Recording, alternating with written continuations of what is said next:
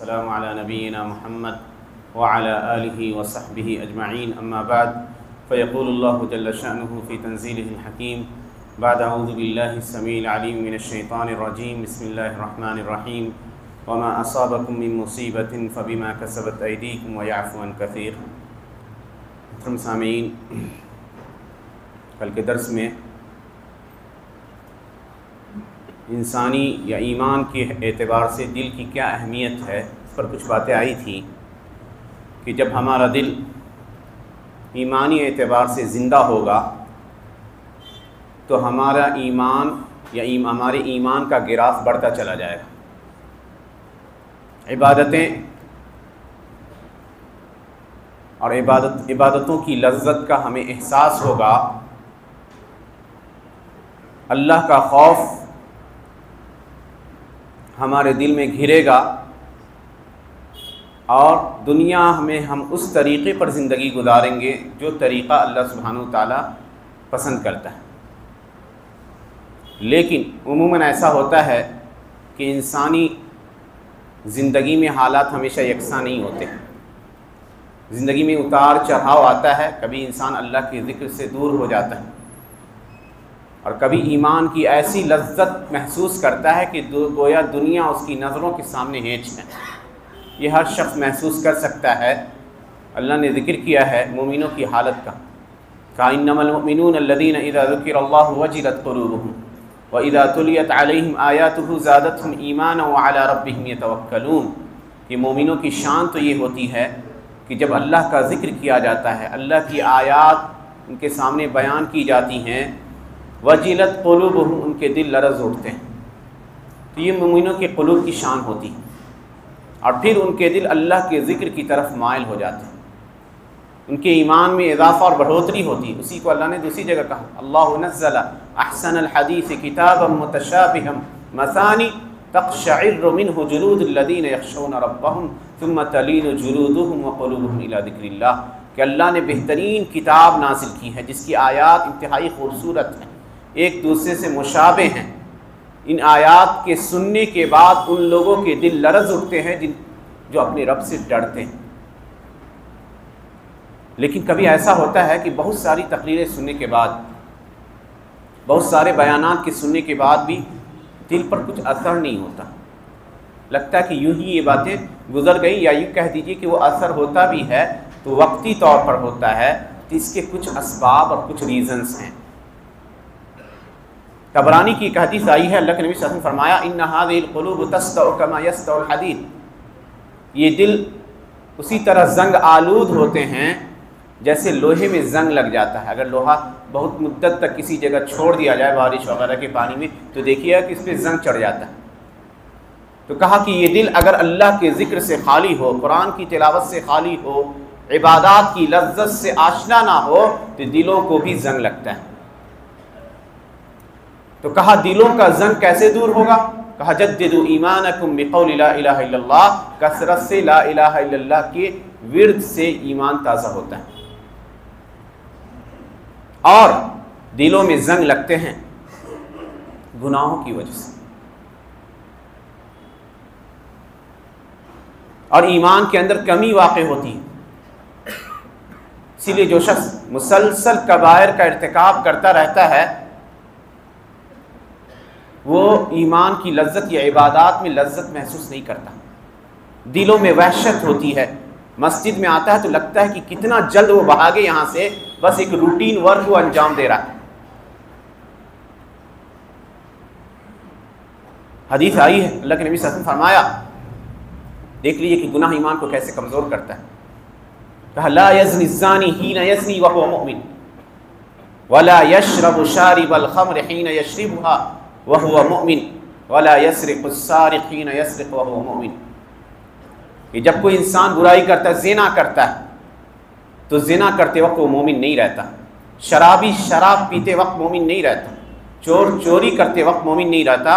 ابو داؤد کی حدیث آئی ہے کہ ایمان اس شخص سے نکل جاتا ہے گویا اس کے اوپر چھتری کی طرح ہوتا ہے، سائے کی طرح، وہ اس برائی سے باز آ جاتا ہے تو ایمان اس کی طرف لوٹ آتا ہے۔ آج کے زمانے میں جبکہ معصیت اور برائی کے کام کہہ دیجئے ہاتھوں میں آ گئے ہیں، وہی شخص بچ سکتا ہے۔ اس زمانے میں برائیوں سے سلف کہتے تھے کہ زمانہ آئے گا کہ اس زمانے میں وہی انسان فتنوں سے بچ سکے گا جو ڈوبتے ہوئے شخص کی طرح اللہ سے دعا کرے۔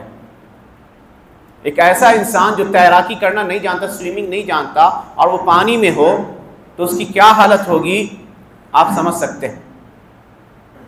وہ ہاتھ پاؤں مار رہا ہے کسی طرح نجات پانے کے لیے، بچنے کے لیے، اس وقت وہ سچے دل سے خلوص سے دعا کرتا ہے۔ تو کہا ویسے ہی ہم اور آپ اگر دعا کریں گے فتنوں کے دور میں تبھی بچ سکتے ہیں، نہیں تو ایمان میں پر خطرہ منڈلاتا رہے گا۔ تو گناہوں کی کہہ دیجئے کہ ایک ذریعہ یا ایک اہم ذریعہ جس کی وجہ سے ایمان کمزور ہو رہا ہے، یہ ہماری نگاہیں، حرام چیزوں کی طرف دیکھنا۔ یہ موبائل فون، یہ چیزیں آنے کے بعد ایمانیات کا درجہ گھٹتا چلا گیا۔ دیر رات تک جگنا، نتیجہ یہ ہوتا ہے کہ ہم عبادات میں خلل کے شکار ہوتے ہیں۔ اس کا کیا اثر ہوتا ہے؟ ایک مثال ابن القیم رحمۃ اللہ علیہ نے ذکر کی ہے الداء والدواء کے اندر، کہ بد نظری، حرام چیزوں کی طرف دیکھنے کا کیا نقصان ہوتا ہے ایمان کے اوپر۔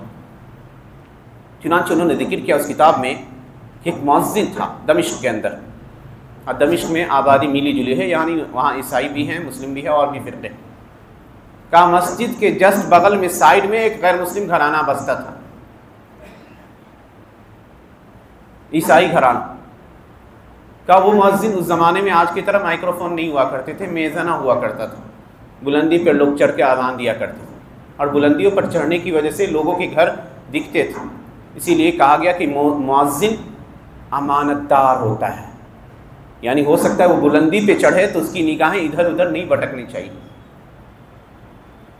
المؤذن مؤتمن، اس مؤذن کی حالت یہ ہوئی کہ وہ مسجد کے بغل میں رہنے والی عیسائی فیملی کی کسی لڑکی پر اس کی نظر پڑتی تھی۔ نتیجہ یہ ہوا کہ دونوں میں معاملے آگے بڑھتے چلے گئے، اور وہ شخص اس فیملی کو پیغام بھیجتا ہے کہ اس کی شادی اس کی لڑکی سے کرا دی جائے۔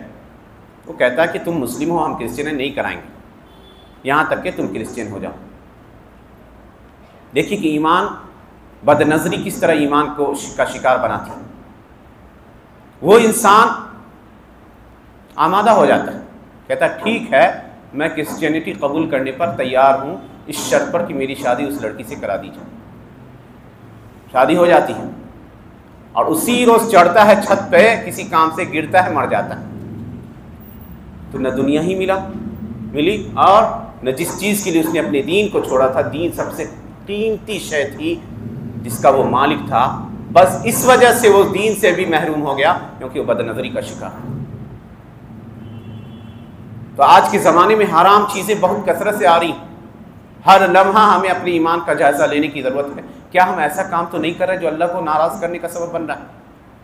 ایک گناہ کرنے کے بعد ایک نقطہ، سیاہ نقطہ دائرہ پڑ جاتا ہے دل میں۔ اللہ کے نبی صلی اللہ علیہ وسلم فرمایا ان العبد اذا اذنب، بندہ جب گناہ کرتا ہے، اور گناہ بھی کبائر خاص طور سے یاد رکھیے، اور کئی بار میں نے کبائر یا کبیرہ گناہوں کا ڈیفینیشن بتا چکے ہیں کہ کبیرہ گناہ وہ گناہ ہے جس کے کرنے پر جہنم کی دھمکی دی گئی، جس کے کرنے والوں پر لعنت بھیجا گیا، جس کے کرنے والوں سے براءت کا اظہار کیا گیا، تو ایسے گناہوں کو کبیرہ گناہ کہتے ہیں۔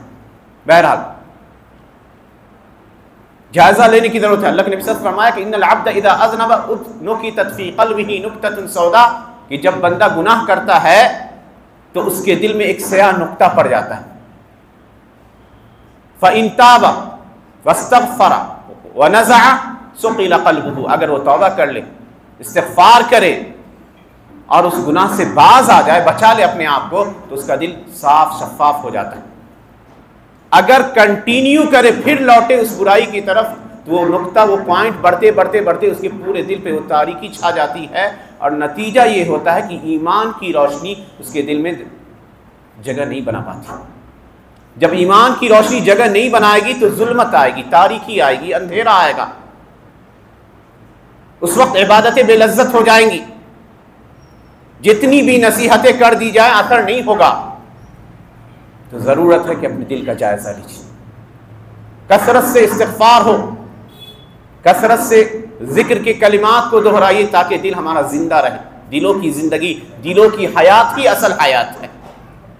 گناہوں کے برے اثرات میں سے ایک اہم اثر یہ ہوتا ہے کہ ایک انسان دین کا بڑا جانکار بھی ہو، علم کھو بیٹھتا ہے۔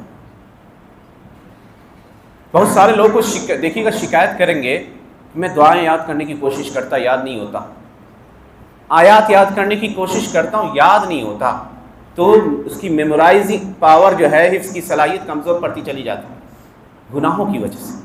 امام شافعی رحمۃ اللہ علیہ کے بارے میں آتا ہے کہ وہ امام مالک کے درس میں آئے، چھوٹے سے تھے، 9-10 سال کے، بڑے ذہین و فطین شخص آئے تھے، تو موطا امام مالک یاد تھی۔ تو جب امام مالک نے ان کی ذہانت کو دیکھا تو ان کو مخاطب کر کے ہوئے کہا، یا محمد انی اری اللہ قد القى علی قلبک نورا فلا تطفئه بالمعاصی، اے محمد مجھے لگتا ہے کہ اللہ نے تمہارے دل پہ ایک نور ڈال دیا ہے، تو اس نور کو گناہوں سے مت بجھانا، اس نور کو گناہوں سے مت بجھانا۔ تو یہ علم نور ہے۔ او من کان میتا فاحییناه وجعلنا له نورا یمشی به فی الناس کمن مثله فی الظلمات، بھلا بتائیے کہ وہ انسان جو مردہ تھا، چل تو رہا تھا لیکن مردہ تھا، اللہ کہتا ہے تو ہم نے اسے زندہ کر دیا اپنے دین کے علم سے، وجعلنا له نورا، اس کے لیے ایک نور بنا دیا، یمشی به فی الناس، جس کے ذریعے وہ، جس کے ساتھ وہ لوگوں کے بیچ چلتا ہے، کمن مثلہ فی الظلمات، وہ ایسا تو نہیں ہو سکتا جو تاریکیوں میں، اندھیروں میں ٹانپٹوئیاں مار رہا ہے۔ تو آپ دین کو جان بھی رہے ہو تو کبھی ہو سکتا ہے کہ گناہوں کے برے اثرات کی وجہ سے آپ کی دینی علمی صلاحیتیں مفقود ہو جائے۔ بلکہ بہت سارے علماء نے لکھا ہے کہ آپ دنیا کی تعلیم میں بھی، چاہے آپ انجینئر بنو، ڈاکٹر بنو، کچھ بھی بنو، گناہوں کی وجہ سے اس تعلیم میں بھی کمی آتی ہے۔ گناہوں کا یہ سائیڈ ایفیکٹ انتہائی خطرناک ہے۔ امام شافعی جن کو یہ نصیحت کی تھی امام مالک نے، کچھ عرصے بعد ایک بڑے مشہور محدث گزرے ہیں امام وکیع بن جراح، ان سے ایک شکایت کرتے ہیں۔ دیکھیے سلف کا دل کتنا زندہ تھا۔ کہا شکوت الی وکیع سوء حفظی فارشدنی الی ترک المعاصی وقال ان العلم نور من الہی ونور اللہ لا یعطی لعاصی۔ کہا میں نے امام وکیع کو شکایت کی کہ میرے یادداشت کی صلاحیت کمزور پڑ رہی ہے، تو انہوں نے کہا کوئی علاج نہیں، علاج یہ ہے کہ گناہوں کو چھوڑ دو۔ تو اگر آپ کو کسی بھی لائن میں آپ ہیں، یاد کرنے کی صلاحیت کمزور پڑ رہی ہے گناہوں کی وجہ سے، کہا گناہوں کو چھوڑ دو۔ علم ایک اللہ کا نور ہے، اللہ گناہگار کو اپنا نور نہیں دیتا۔ پتہ ہے وہ کون سے گناہ کی شکایت کر رہے تھے؟ امام شافعی کہتے ہیں کہ ایک روز میں سڑک پہ چل رہا تھا، ایک عورت کے پاؤں پہ صرف نظر پڑ گئی، نتیجہ یہ ہوا کہ چیزیں بھولنے لگا۔